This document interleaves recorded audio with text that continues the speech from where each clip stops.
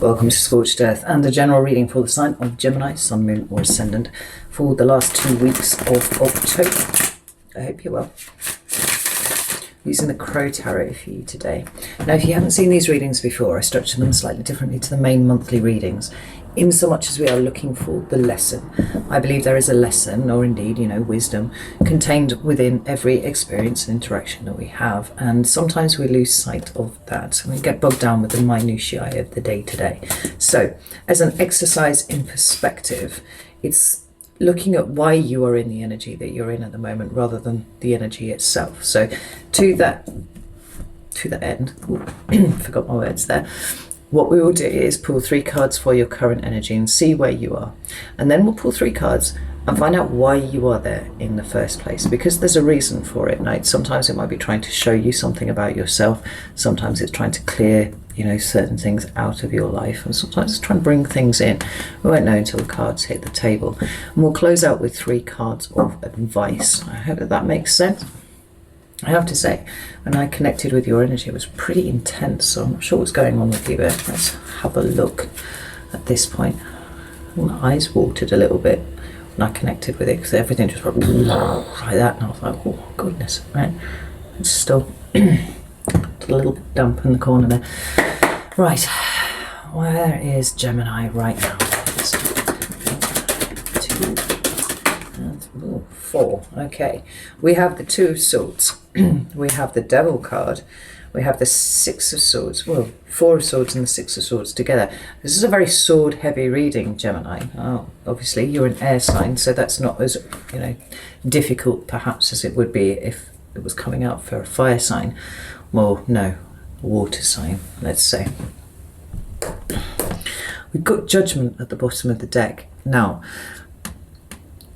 it looks like you have some decisions to make. And they're not small decisions, they're pretty big decisions. We've got the World card sitting behind the Judgment card here. And so it feels like there are decisions that need to be made that will bring an end to something. And at this point, I'm not sure whether you're terribly comfortable. That covered in dog hair. God. Why I got a white dog, I will never know. Oh, I do know, it's because it's absolutely glorious, but I walk around covered in white dog fur all the time. Whether you are happy about what is ending is another thing altogether, because there's some stuff going on here. So the 2 of Swords is also a decision that needs to be made, right? And those of you who've seen my channel before know that I'm not a big fan of the 2 of Swords, because generally this says to me that the decision that you need to make, you've actually already made in your head, and you didn't like what you were going to have to do. And so it's a kind of like a step back. There's a kind of procrastination about it. And it's like, well, no, I'll just wait for some more information to come along. But the fact is that you have all of the information that you need, because not only do you have 2 swords in your hands, or, standing on them as in the Crow Tarot here, but the Water and the Moon, which signify emotions and intuition in the tarot, are at your back. Right, so you're not looking at those, blindfold on your eyes. I don't really want to make this decision, so I'm just going to sit on it for a little bit longer, because the decision's already been made. Now, the Judgment card can deal with, the resurrection of old things, whether that is, old particular patterns, or, a return of people from the past, things like that. And it would be remiss of me not to point out that we are in Mercury retrograde, so all of these things are, entirely possible. We often see, people from the past returning during retrograde, but that is to close out, bring some closure to a situation. It's not so that those things will stay.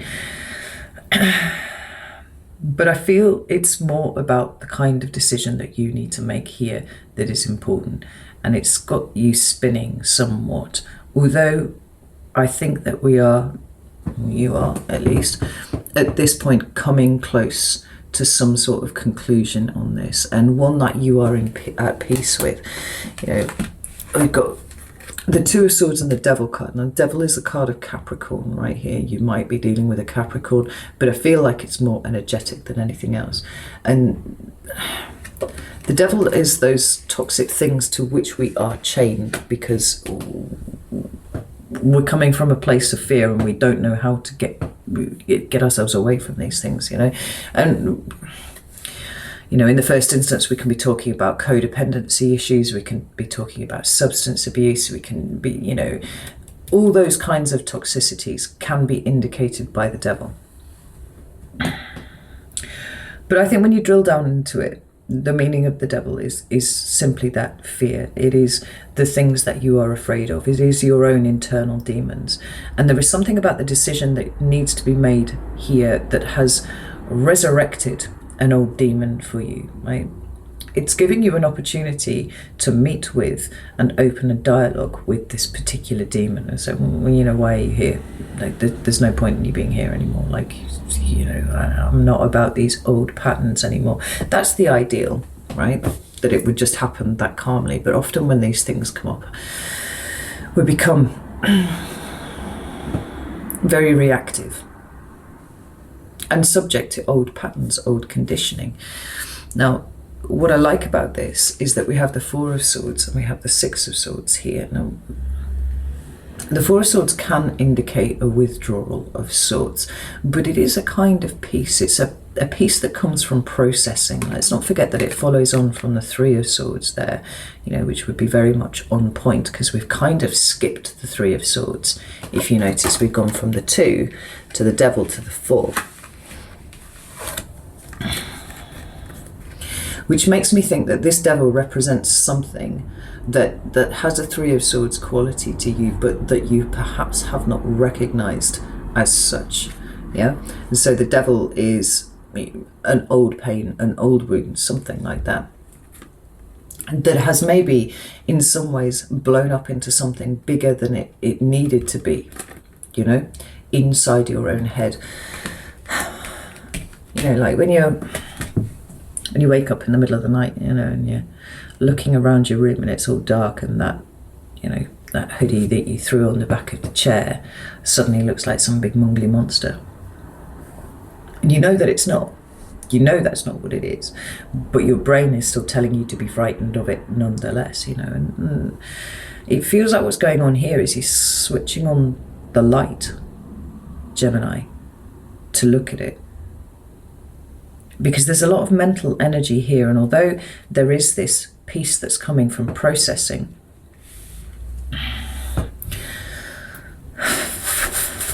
it's a process.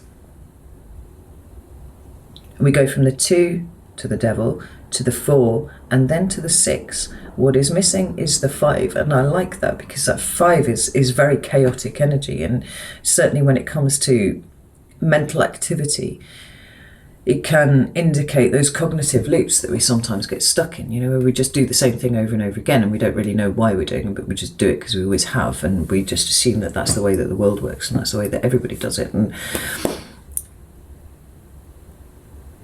it seems like that is eliminated by understanding that this devil here and whatever decision making that is right in front of you, what it is touching somewhere else, is bringing up in you, and understanding that that perhaps you are repeating a pattern here, right, and making your peace with it and moving away from it. Right? All the Sixes indicate movement.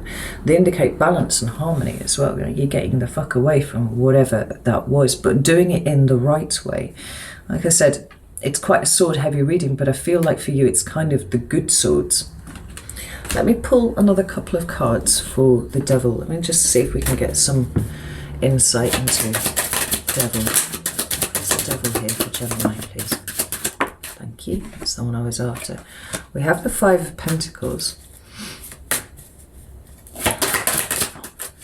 And we have the Page of Cups. Interesting. No, the Five of Pentacles is a card of lack, of poverty, you know, often about being left out in the cold. But it is also a card for me of basic needs and not meeting basic needs. So what this devil is flagging up for you is something, you know, that I feel like you've done this already, for you to pay attention to. Some perhaps very, very low level, operating at a very, very deep level, kind of self-sabotage almost, that you're aware that you're kind of circulating very close to at this point. And that awareness is enough to make you stop and go, this is a devil that I need to face right here. And come out emotionally from a very different perspective than I have done hitherto. The Page of Cups is Pisces for me, but it's all of the pages indicate either a new start or a slight change in direction, going off in a slightly different path. And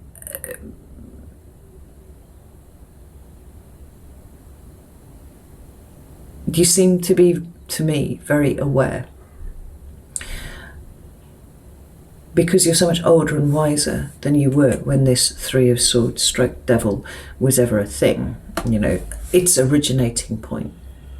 You're looking back with more wisdom, more compassion, more forgiveness than you have managed before in the past. But it feels like it's been one of those things that's kind of made your mouth mentally drop open, just in your head. It's like, oh my God, I've just seen this. Now, the energy that we are in at the moment is very much supporting that. I did a video for my patrons on Patreon about this particular Mercury retrograde and why it was different to to the other two that have already been and gone this year. And there was an activation, there was a T-square between Mercury and Pluto and Eris, and it's about revealing those things that have always existed but that you did not notice were there. And I feel like this is what's coming up for you. But like I'm saying, I'm delighted to report that with this 4 and 6 of Swords, you seem to have been able to leapfrog mental difficulty with it and process it now that you can see it properly. Tell me why Gemini is here. Why is Gemini dealing with this right now? Right. Okay, so first card is the Knight of Pentacles. The second card is the Queen of Swords. And the third is the Wheel of Fortune. Interesting. I've got the Ten of Wands at the bottom of the deck there. It's a card that indicates burden, so things being too heavy. I mean, that crow is really struggling there to carry these wands, which, presumably at some point he decided that he needed 10 wands, but it's turned out to be more work than the benefit at the other side. And, speaking metaphorically, whatever you have been carrying with you, it's been very, very heavy, and perhaps that you did not realise that it was such a weight. We've got the Eight of Cups behind it. It's incredible how many times the Eight of Cups and the Six of Swords will appear in the same reading. And statistically, it's very improbable, and yet still it happens. There is a physical movement, or a mental movement implied by the Six of Swords. The Eight of Cups is an emotional movement as well. It's like realizing that the way you are right now with something, whether it is a situation in front of you or whether it is your emotional response to it, isn't useful to you anymore, and that you lose nothing by letting it go. In fact, you have everything to gain. Now, it's interesting that we've got these character cards here. We've got the Knight of Pentacles. Oh, I've got some fluff in my hair. What is that? A little feather. It's a little white feather. We have the Knight of Pentacles, which is Virgo energy. And we have the Queen of Swords, which is Libra. And that is your queen. The Knight of Pentacles for me is about understanding the value of something, right? Not just intellectually, but also feeling it too. This crow's got his pentacle in his mouth there, and we can see it indicating, time, care, effort, money, love, energy generally, right? Because I see the pentacles as energetic currency. So it's like anything that you can spend or invest becomes a pentacle there. So knowing the value of this, this is something that I have to offer. We can see this Knight of Pentacles absolutely referring to a sense of your own self-worth, what it is that you bring to the table, when sometimes you might, you might be concerned that it's not enough, feelings of self-worth and difficulty in providing your own validation being kind of obliterated here by this Knight of Pentacles. It's seeing that true value and going, no, this is fucking glorious, it's absolutely glorious. Self-generating sense of worth. And then we have the Queen of Swords. You know, much like the Knight of Swords, which is your card, we're talking about a great deal of mental acuity here, mental dexterity, and a level of discernment which is not generally present so much in the Knight of Swords. Like, he's given to be very hasty, you know, he's the fastest knight in the deck. What we've got here is the slowest knight in the deck.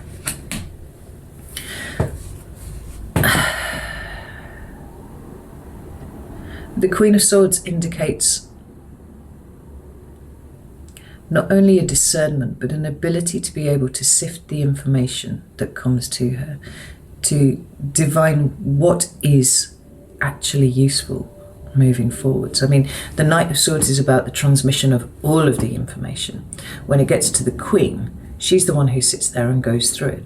It's like, this is useful, this is not, this is true, this is not, this will help me go further, this is actually holding me back, you know, and she sifts it, and in my mind, she then presents it to the king, who then, you know, adjudicates on it in some way or another. But the Queen is that sifting, very, very objective sifting.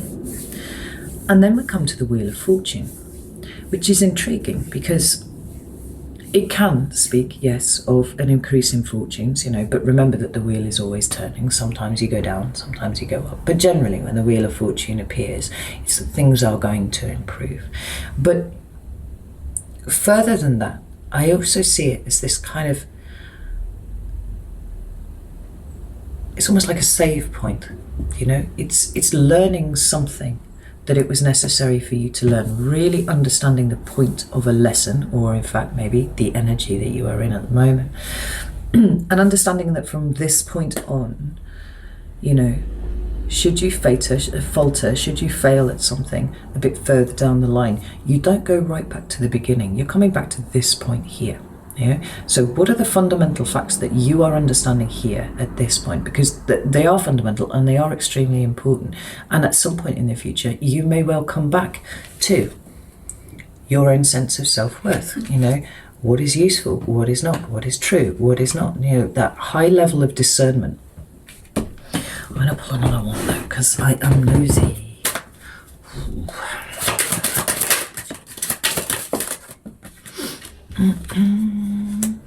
We have the Magician. There you are, Gemini. We have the Magician and the Three of Cups. And I can't help but feel that you've been doubting yourself quite a bit recently.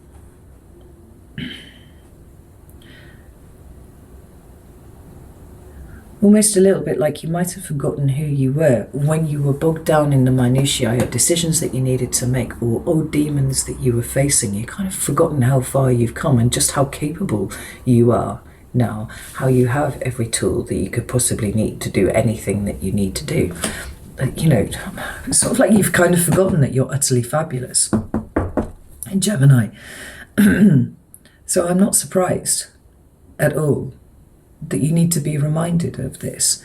The Three of Cups is emotional support networks for me.